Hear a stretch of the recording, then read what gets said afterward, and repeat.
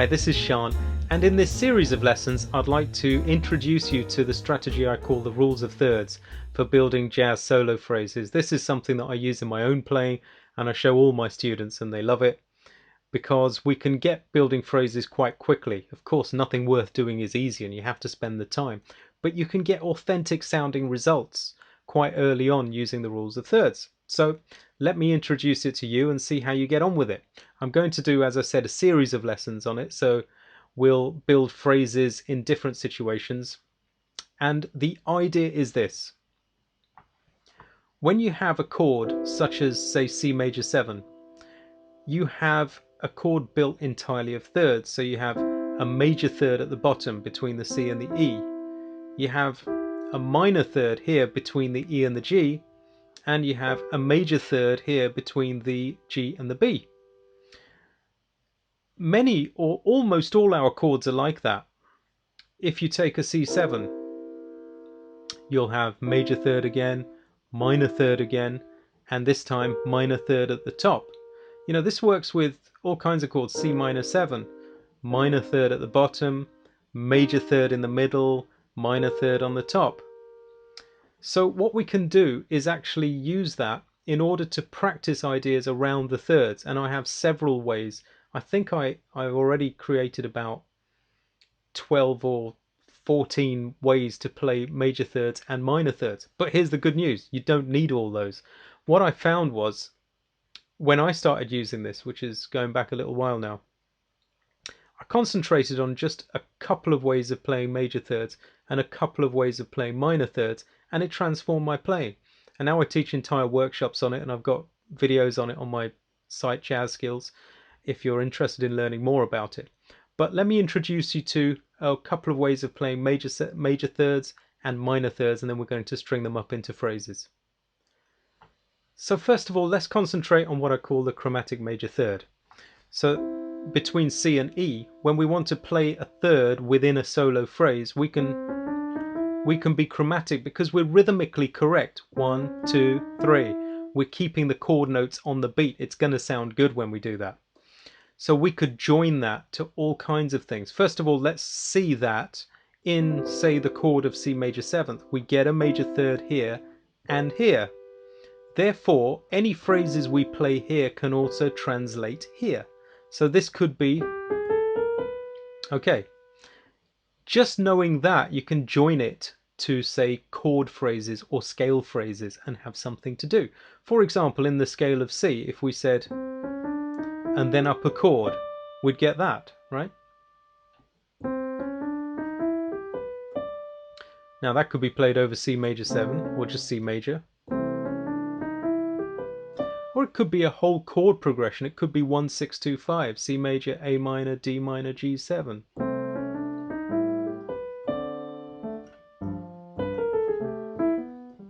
With all kinds of things we're going to be able to do.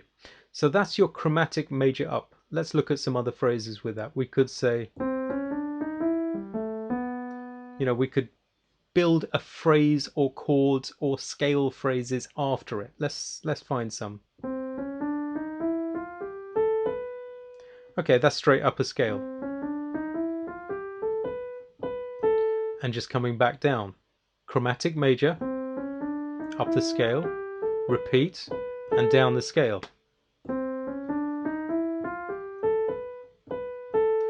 Simple stuff. If you start joining these phrases to other chord phrases and scale phrases, you're going to have some things to practice, which will give you vocabulary.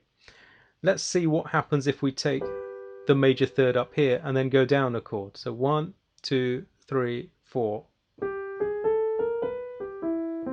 Chromatic major and then down a chord. Let's do it again. 1, 2, 3, 4. Let's see what happens if we go down a scale afterwards. 1, 2, 3, 4. That'll be okay. Can be a short phrase. We could join that to a chord. Chord up. So you see, when I'm saying chord, I'm talking about all these chords through the key of C. We could join them up or going down them. you know. So again, we're taking rules of thirds. We've only learned one so far, and we've got something to do, joining them to chord phrases and scale phrases. So that was the chromatic major up. Let's now look at the chromatic major down. As it says, we just take the same thing and go down. So if this is our major third, we go down.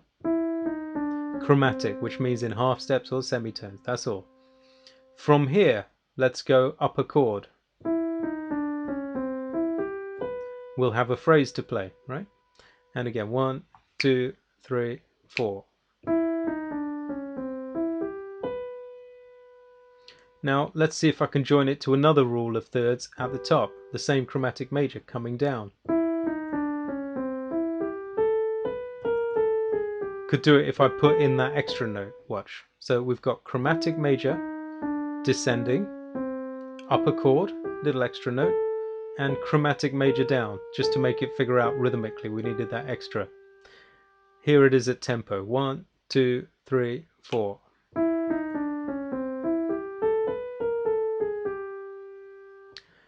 So I hope you're getting the idea that you could actually do quite a lot. It's limitless. I haven't had 2 students come back with the same phrase yet. We could start phrases something like that, right? So here's chromatic major up, down a chord. Just repeat the top and come down a step. So a little scale phrase. Let's try it again. So we've got chromatic major up from G, down a chord, repeat the top, and come down the scale. And here it is at tempo, 1, 2, 3, 4.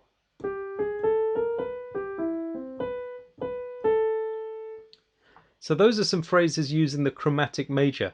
Now remember one thing, the major 7th chord isn't the only chord that has major thirds in it. So that could be useful on C major. Let's see.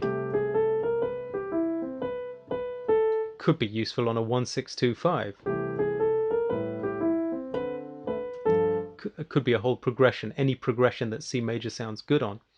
But it could be any chords that have major thirds in them as well. For example, if we take D minor 7th, there's a major third between the F and the A, between the 3rd and the 5th.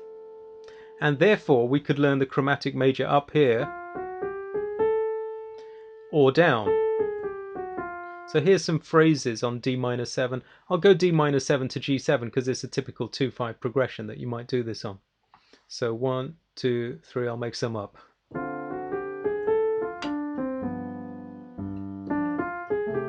So the beginning of that,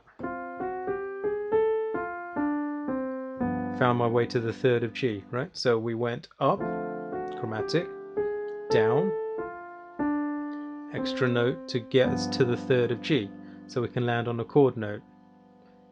Let's see if I can lengthen that a bit.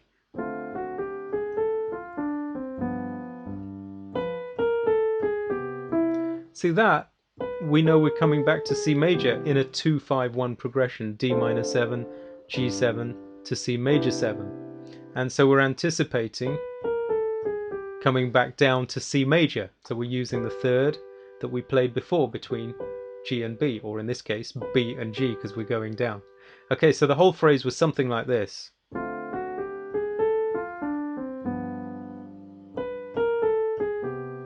Could have also been an extra interval there. So here we go.